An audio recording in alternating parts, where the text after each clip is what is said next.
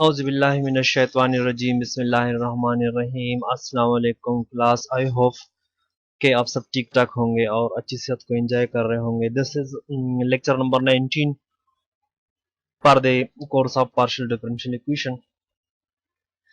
The task of our today lecture is to study the hyperbolic partial differential equation and its procedure to convert the problem to its canonical form. Hyperbolic, parabolic और elliptical problems पे हमने अपने previous दो lectures में discussion किया हुआ था। Hyperbolic problems वो प्रॉब्लम्स होते हैं जो जिनके लिए डिस्क्रिमिनेंट की वैल्यू ग्रेटर देन जीरो आती है। तो ऑफ कोर्स दो डिफरेंट कैरेक्टरिस्टिक इक्वेशन बनेंगे हमारे साथ, ठीक है। तो सबसे पहले सेकंड ऑर्डर डिफरेंशियल इक्वेशन का जनरल शेप देख लेते हैं। This is a linear second order partial differential equation. A B C D E F और G कांस्टेंट भी हो सकते हैं। They depends on the independent variable x and y also, ठीक है। तो हमने इस प्रॉब्लम को क्या करना है, इसको कैनोनिकल फॉर्म में कन्वर्ट करना है। अच्छा, ये प्रॉब्लम हाइपरबॉलिक कब होगा? जब इसका discriminant b square minus 4ac 0 से ग्रेटर होगा, ठीक है। सबसे पहले हम इसी प्रॉब्लम का डिस्क्रिमिनेंट चेक करेंगे कि क्या ये डिस्क्रिमिनेंट पॉजिटिव है या पॉजिटिव नहीं है। अगर पॉजिटिव होगा तो ये हाइपरबॉलिक पर पीडी होगा, तो उसी केस में फिर हम इस पे ये स्टेप्स सारे अप्लाई कर सकते हैं, ठीक है। So the first step is to construct the characteristic equation in the form a lambda square minus b lambda plus c is equal to 0. You have to collect the constant, the coefficients a, b and c from the main problem and then substitute these quantities into this equation. So this will be called the auxiliary function. Okay, now you have you know that the equation is parabolic, means the hyperbolic means this quantity is greater than 0. So if this quantity is greater than 0, then this equation may give us two different distinct and real roots, lambda 1 and lambda 2. Okay, you can apply the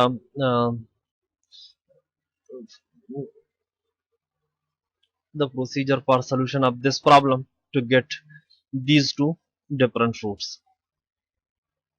और ये sure होगा कि ये दोनों roots real भी होंगे और एक दूसरे से डिफरेंट भी होंगे, ठीक है। अब इन दोनों रूट्स को लेके आपने कैरेक्टरिस्टिक इक्वेशन बनाने हैं। एक कैरेक्टरिस्टिक इक्वेशन आपका हो गया dy by D X is equal to lambda 1 और दूसरा कैरेक्टरिस्टिक इक्वेशन आपका हो गया dy by D X is equal to lambda 2। अब हमें क्या करना है, नेक्स्ट स्टेप में इन दोनों इक्वेशंस को इंटीग्रेट करना है और दो फंक्शंस बनाने हैं कैरेक्टरिस्टिक इक्वेशंस, ठीक है।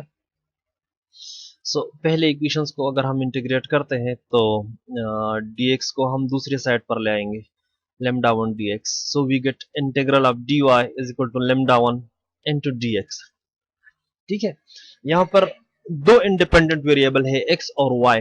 So we expected the solution of this problem may depend on x and y, ठीक है। आपको x और y में एक फंक्शन मिलेगा, ठीक है, जिसको आप c1 के जो कि कांस्टेंट ऑफ इंटीग्रेशन होगा उसके इक्विवेलेंट कर लेंगे, ठीक है। अब दूसरा जो कैरेक्टरिस्टिक इक्वेशन है उसको इंटीग्रेट कर ले, so you will get another function omega of xy is equal to c2, ठीक है।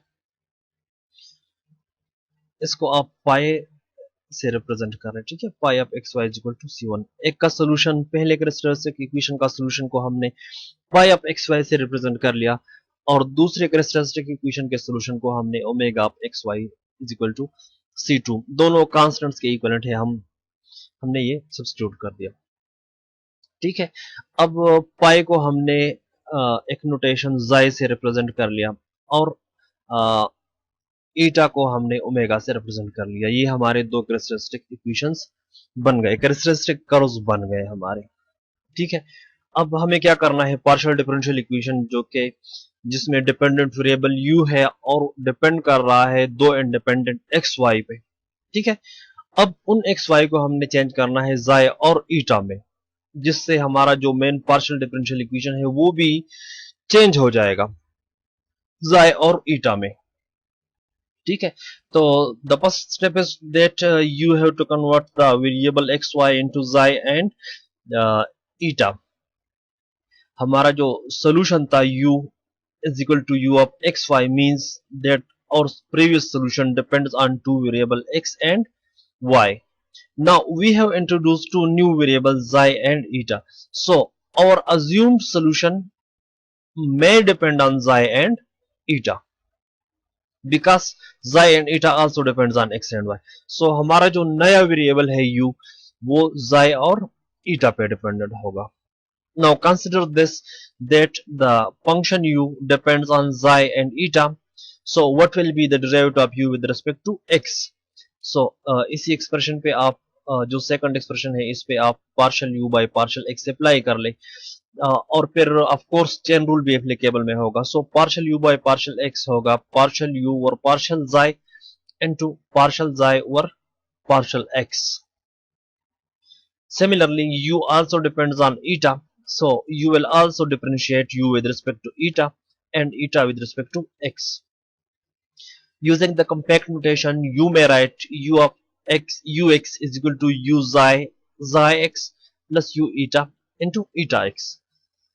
On the same steps, you can calculate uy is equal to partial u or partial xi into partial xi or partial x. This time you have to differentiate xi with respect to y because you are trying to calculate the derivative of u with respect to y.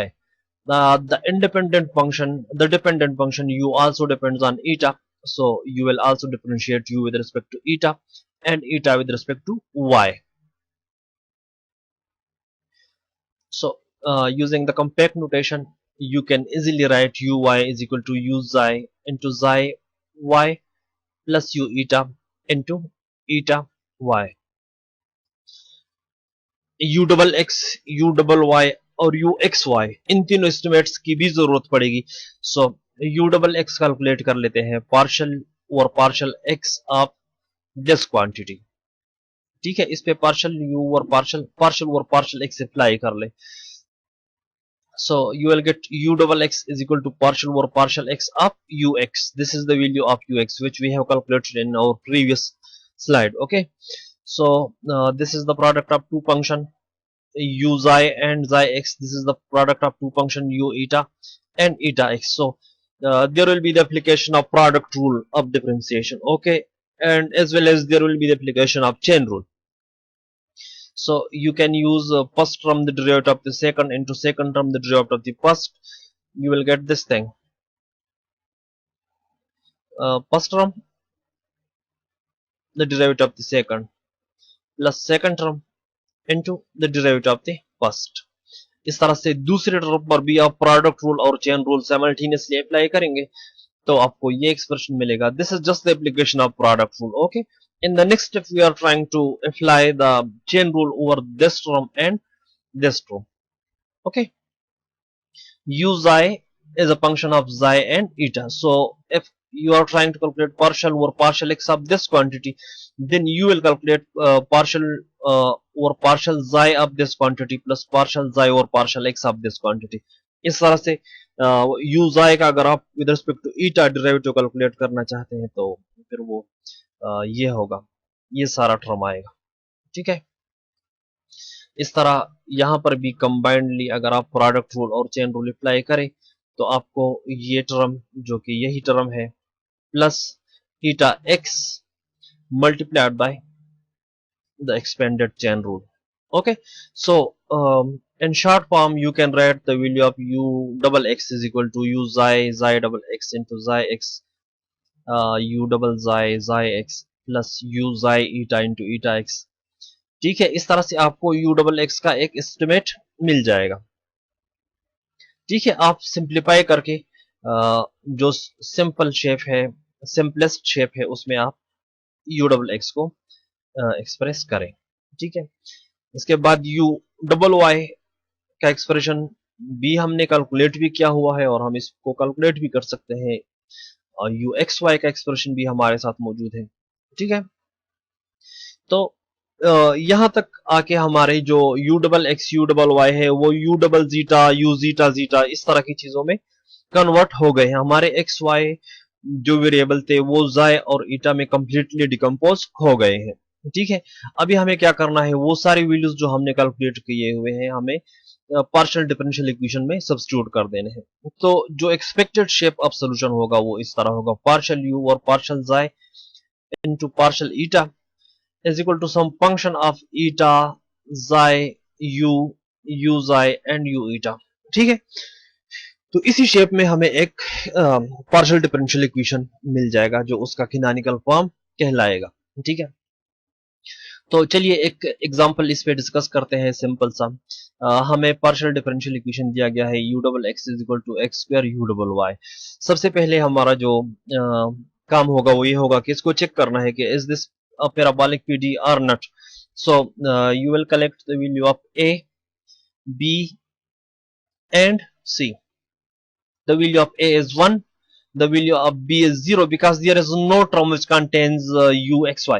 Okay, it means that the coefficient of UXY is of course 0। You can write C is equal to minus x square। The minus sign is because we have, if we are comparing these two equations, then we need to shift this estimate to the right hand side, to the left hand side। So if this estimate is observed in the left hand side, we will see that the value of C is minus x square। These four values are 0। So this equation is a parabolic equation। You can calculate b square minus 4ac is always positive। Okay, so this is a parabolic equation। So we will first construct the characteristic equation, which is a lambda square minus b lambda, this is not plus, this is minus, okay, minus b lambda plus c is equal to 0। So the value of a is 1, b is 0 and c is minus x square। So we will get lambda square minus x square is equal to 0, which is equivalent to lambda square is equal to x square, which gives us two possibilities, lambda is equal to plus x and lambda is equal to minus x। So basically we have two roots, one root is x and the other root is minus x। So from these two roots we will construct the characteristic curves। dy by dx is equal to x first root and dy by dx is equal to minus x the second root। So अब हमें क्या करना है, इन दोनों equations को integrate करना है और xi और ईटा के जो इक्वेशंस हैं वो कंस्ट्रक्ट करने हैं। So integrating the first function you will get dy is equal to x dx।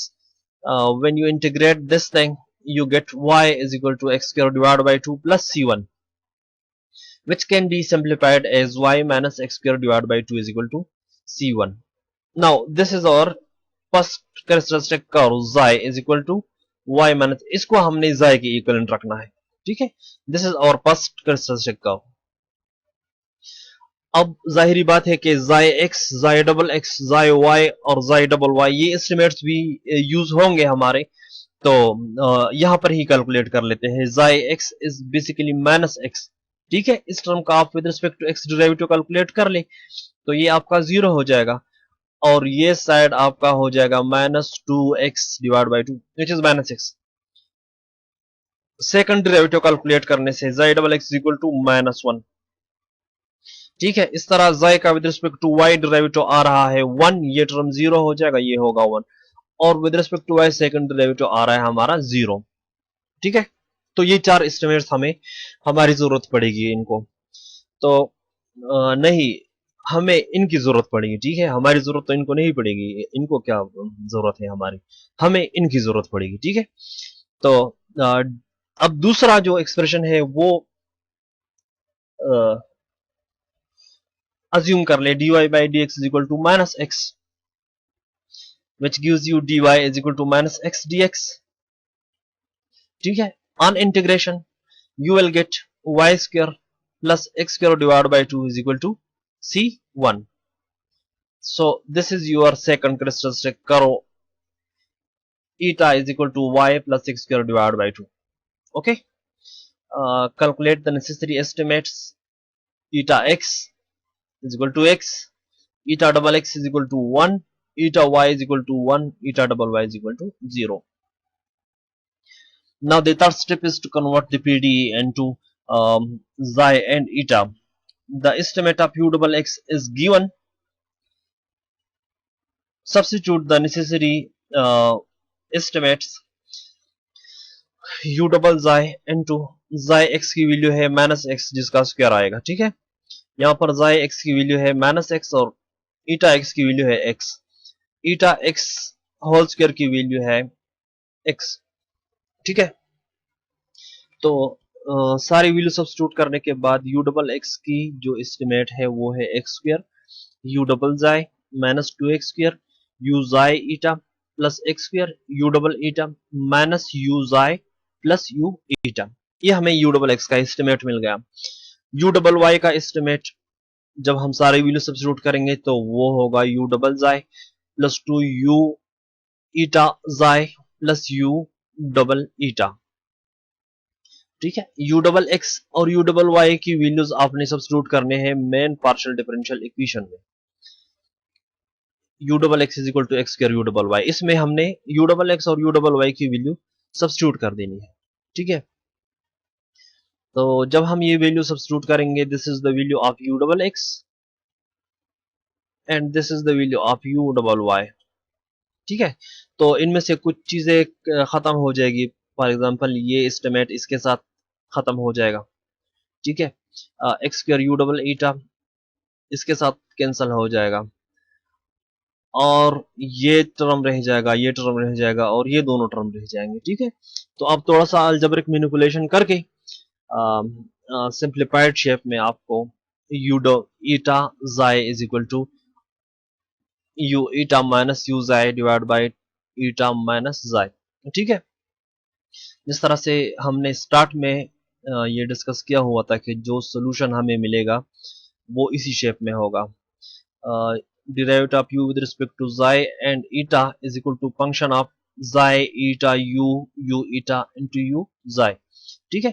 तो यहाँ पर हम इसको कंफर्म कर सकते हैं कि जो हमारा this is the derivative of u with respect to eta and xi and this is a function of xi eta u xi and u eta, ठीक है। तो आपका ये फंक्शन डिपेंड कर रहा है आपके प्रॉब्लम पे कि आपने प्रॉब्लम किस तरह से सेलेक्ट कर लिया है, ठीक है। अब जिस प्रॉब्लम्स अगर आप चेंज करेंगे तो आपको ये जो फंक्शन है ये डिफरेंट आपको मिलेगा, ठीक है। ये साइड एज इट इज आपको इस तरह ही मिलेगी, ठीक है।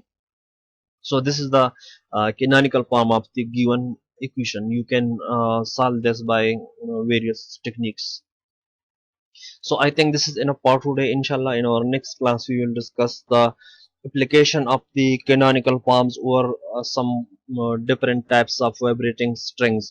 Okay, and I think that the coming 3 lectures will be the last lectures for this course. Okay, I think so. If there is not further changes, so it will be the last 3 classes. Okay. So तब तक के लिए अल्लाह हाफिज, stay in home and stay safe.